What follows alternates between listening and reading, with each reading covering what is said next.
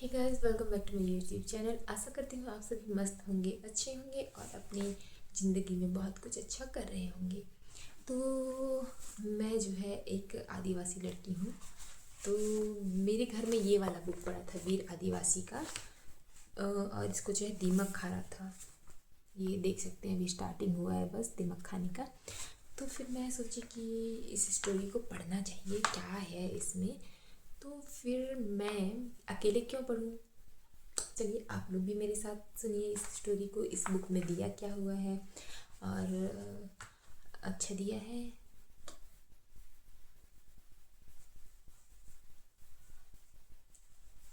तो मैं इस स्टोरी को अकेले क्यों पढूं।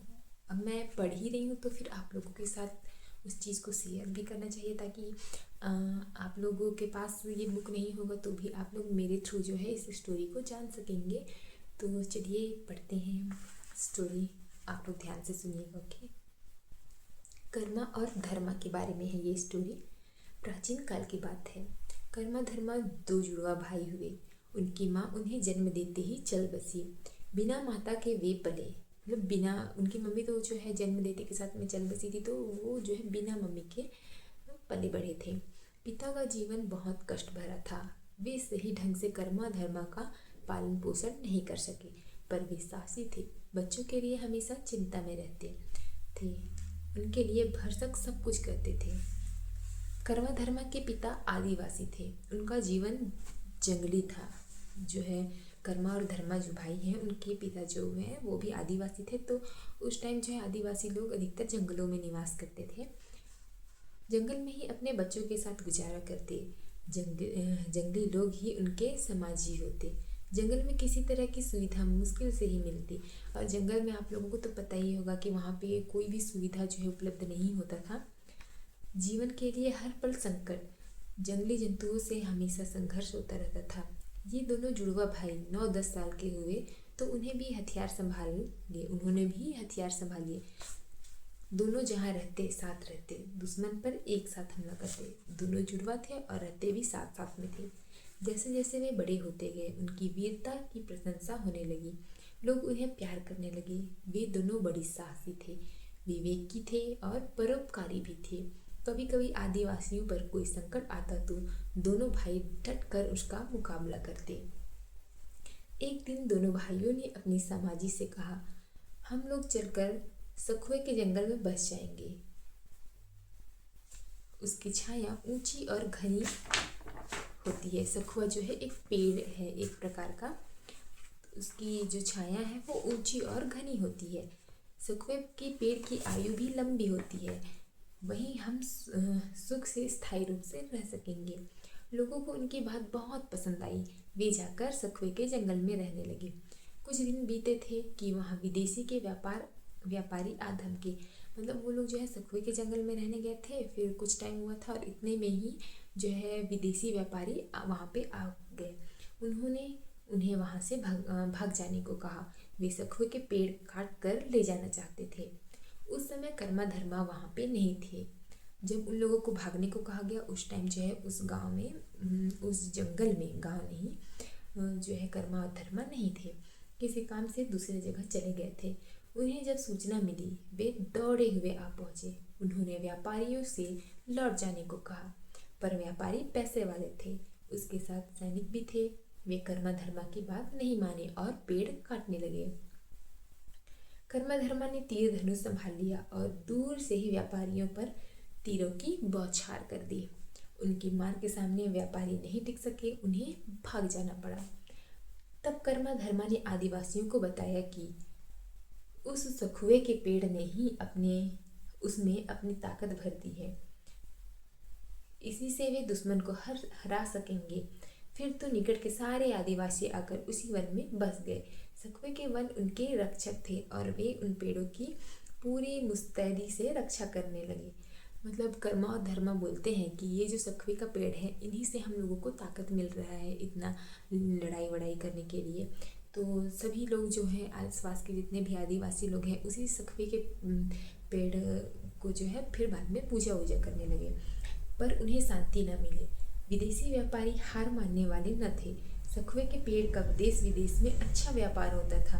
कम कीमत में खरीद कर वे उसे कई गुना अधिक कीमत में बेचते थे। जहाँ इस्पात नहीं मिलता वहाँ सखुए की लकड़ी काम कर जाती। जहाँ पे इस्पात नहीं मिलता था वहाँ पे जो है वो लोग सखुए की लकड़ी से काम चलाते थे। उसकी बड़ी मांग थी, इसलिए व्यापारी हर तरकीब लगाकर उसे पाने की कोशिश करने लगे।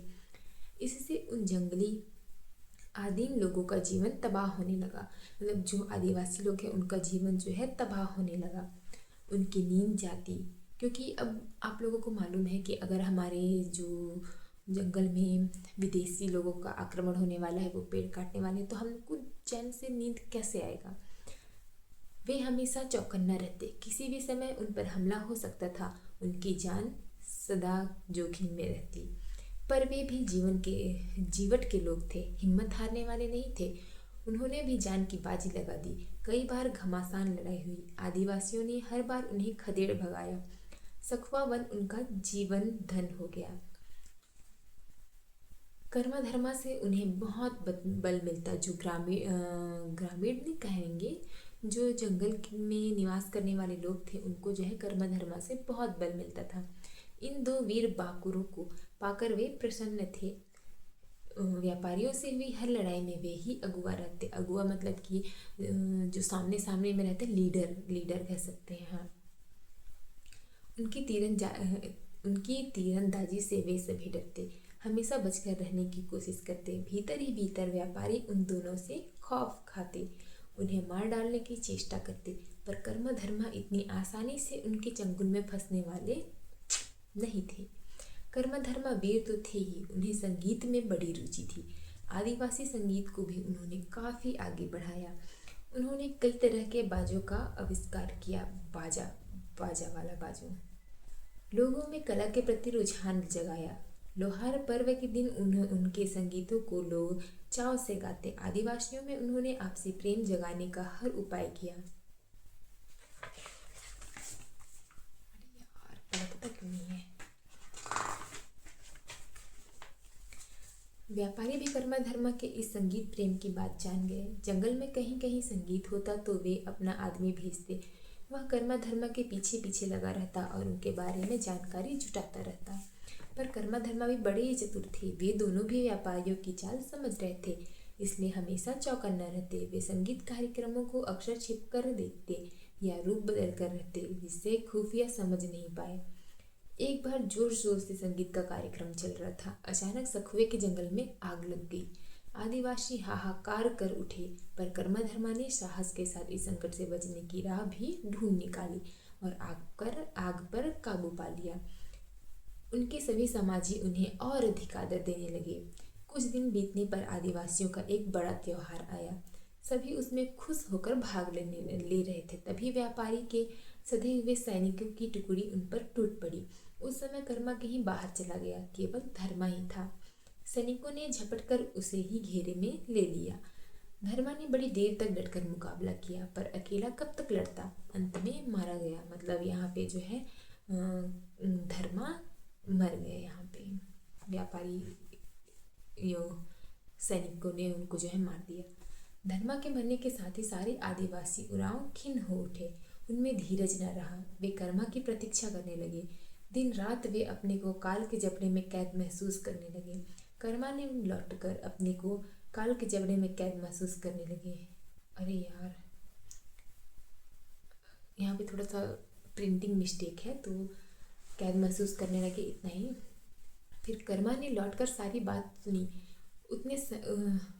वो तो सन्नाटे में आ गया।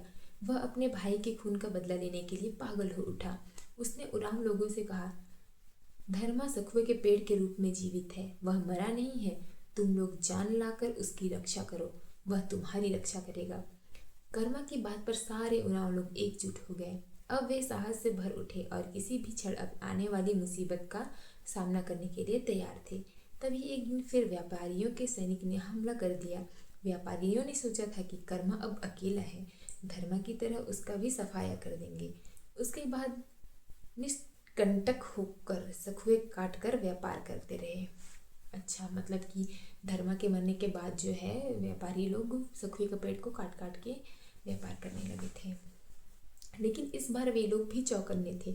हमला होते ही सारे आदिवासी उरांव इकट्ठा हो गए। सभी ने तीर कमान संभाले और दाव पर उतर आए।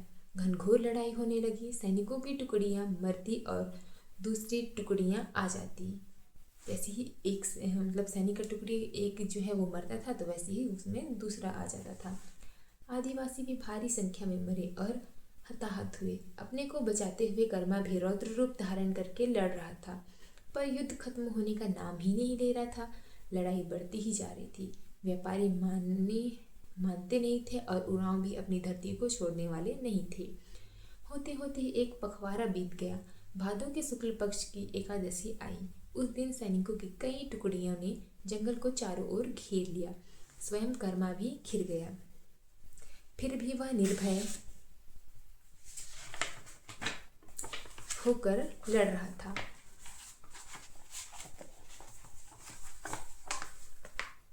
उसके तीरों ने कितने ही सैनिकों को छेद डाला, लेकिन व्यापारियों के सैनिकों के पास नए नए हथियार थे। आखिर लड़ते लड़ते कर्मा भी एक सैनिक की गोली का निशाना बना और उसने अंतिम सांस छोड़ी। उसके मरते ही सैनिकों एवं व्यापारियों में प्रसन्नता छा गई। आदिवासियों में कोहराम मच गया। वे छाती पीट पीट कर अपने वीर पुरुष की याद में रोने लगे। तभी से भादों के शुक्ल पक्ष की एकादशी को कर्मा का पर्व मनाया जाता है। यह आदिवासी उरांव का बहुत बड़ा पर्व है।